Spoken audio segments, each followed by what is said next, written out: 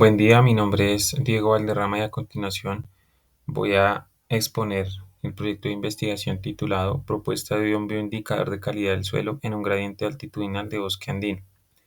Para empezar, hay que hablar de la importancia del suelo, del recurso suelo, que nos provee bastantes servicios ecosistémicos de los cuales nos vemos beneficiados, como lo es la producción de alimentos, el soporte y pues que es hábitat para muchas especies. Sin embargo, es un recurso también muy frágil. Su, su equilibrio depende de muchas variables y las actividades antrópicas principalmente afectan en gran medida, en gran proporción, este equilibrio. También hay que tener en cuenta que los suelos son un recurso que se forma de manera muy lenta. Un centímetro de suelo puede tardar entre decenas y centenares de años, por lo cual es un recurso que no se recupera fácilmente. Tenemos también que a nivel mundial hay unas pérdidas de suelo bastante importantes que no solamente generan pérdidas a nivel económico, sino también a nivel de los servicios que ya mencionaba que nos brinda ese recurso. Al mismo tiempo hay que tener en cuenta las comunidades que viven o cuyo hábitat es el suelo. En este caso hablamos de la afofauna o macrofauna de África, que es parte del objeto de estudio de esta investigación, los cuales proveen un servicio de ciclado de nutrientes en el cual eh, ayudan a que el suelo tenga una calidad óptima y por lo tanto nos ayudan o nos beneficiamos de este recurso.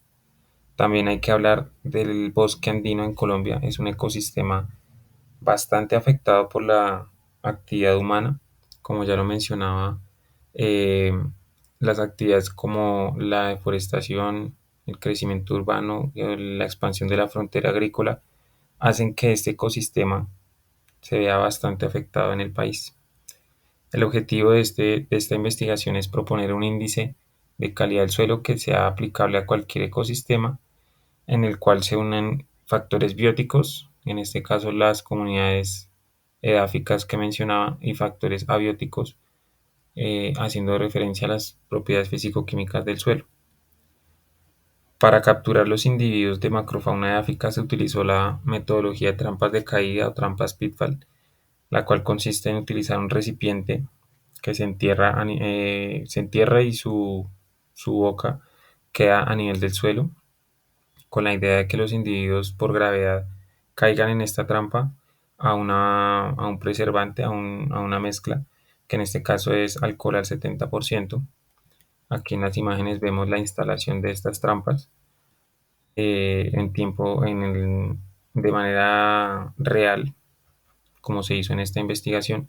Se busca camuflarlas y protegerlas de esta forma para que no se vea afectada la toma de muestra por la lluvia, por material vegetal que hay alrededor de las trampas. Se estableció un gradiente altitudinal entre los 2000 y los 2600 metros sobre el nivel del mar para hacer la instalación de estas trampas. Cada 200 metros dentro de este rango se instalaban dos transectos de tres trampas pitfall cada uno. Cada transecto tenía una longitud de 10 metros y había una separación de 10 metros entre cada transecto dentro de la misma cota. De igual forma, en estos transectos se tomaban muestras de suelo que luego se iban a analizar en laboratorio para determinar ciertas propiedades físico-químicas del suelo, como los, por ejemplo, el pH, el carbono orgánico, la textura, entre otros. Como resultados tenemos la clasificación taxonómica a nivel orden de los individuos colectados, en el que tenemos que el orden Coleoptera es el más representativo. Vemos aquí cuatro grupos que tienen alta representatividad. Al mismo tiempo, esta gráfica nos muestra la clasificación de estos mismos individuos, pero en el orden taxonómico de familia, en la categoría de familia, perdón, en el cual vemos también nuevamente unos pocos grupos con una representación importante, mientras que hay algunos grupos con una presencia bastante baja. Luego tenemos esta gráfica que es un análisis de correspondencia en el cual unimos estas variables, la altitud, los parámetros del suelo, parámetros físico-químicos y los parámetros biológicos que son representados por los números. Estos números hacen referencia a los morfotipos bajo los cuales se clasificaron estos individuos colectados. Entonces aquí encontramos cierta afinidad de, por ejemplo, los morfotipos, bien sea hacia una cota altitudinal en específico o hacia los parámetros físico-químicos del suelo. Luego de estos análisis tenemos la siguiente tabla denominada Índice de Valor de Importancia de la Fauna de África, en el cual clasificamos las familias encontradas en 4 categorías distintas. Las familias exclusivas son esas familias que casi no tienen representación dentro del gradiente, es decir, que solamente se encontraron uno o dos individuos. A esas familias se les otorga un mayor puntaje porque nos indican que hay alguna característica en especial que permite o que no permite su desarrollo en esa zona. Entonces, a ellos les prestamos mayor atención, mayor importancia. Y así tenemos la clasificación de las familias. Entonces, por ejemplo, las generales 2, que es la última categoría, son familias que se encuentran, que tienen una abundancia mayor. Por lo tanto, se les otorga un puntaje más bajo. Luego tenemos también esta tabla valor óptimo de los parámetros físicos y químicos, en el cual seleccionamos los parámetros de análisis del suelo. Se les otorga un valor, un rango ideal. Estos rangos ideales significan o son los valores que permiten o que facilitan más el desarrollo de la macrofauna de África y por lo tanto se les otorga el máximo puntaje según cada parámetro. A medida que los valores que encontramos en los análisis de laboratorio se alejan de este rango ideal, se va haciendo una resta de puntos, una resta en el puntaje. Lo mismo para estos parámetros como es la textura y la porosidad total. Tenemos un rango o un valor ideal al cual le otorgamos un puntaje máximo y a medida que los valores que encontramos se alejan de ese rango, le vamos restando puntaje. Todo esto confluye en esta tabla que es el indicador que proponemos propiamente, que se llama Índice Biológico del Estado de Conservación del Suelo del Bosque Andino. Lo denominamos así. ¿En qué consiste? La fila de arriba tiene unos rangos que hacen referencia a la sumatoria de la tabla que mencionaba previamente de las familias exclusivas, generales, etc. Luego en la columna de la izquierda tenemos los rangos para los parámetros físico-químicos, que es em, la sumatoria nuevamente de los parámetros que mencionaba previamente. Entonces, para poner un ejemplo, si tenemos un valor en el parámetro biológico dentro de este rango y un valor para el parámetro físico-químico dentro de este rango, vamos a hacer un cruce y a llegar a que el ecosistema que estamos analizando se categoriza como intervenido afectado.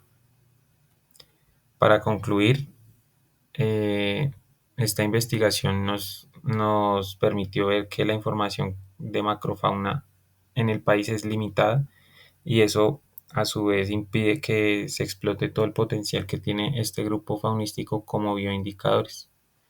Luego, a partir de esta investigación, estamos aportando nueva información. ¿De qué forma? Al generar una herramienta con metodologías ya establecidas, como las mencionadas de las trampas Pitfall y el análisis de suelos. También hacemos un aporte en la recolección de la información de este grupo, que como mencionaba anteriormente es muy limitada si lo comparamos, por ejemplo, con los mamíferos o las aves. Y también esta investigación logra poner sobre la mesa el tema de la macrofauna de África como potencial, como futuro potencial bioindicador de la calidad del suelo.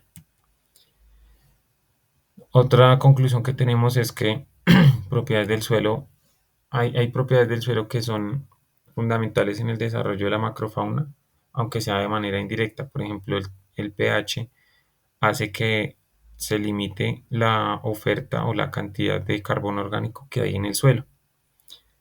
Eh, Concluimos también que ese indicador logra el objetivo de ser universal, es decir, de que se pueda aplicar en otro tipo de ecosistemas diferentes al bosque andino, pues usamos variables que no se limitan a ese espacio físico, sino que pueden ser aplicados en cualquier otra área.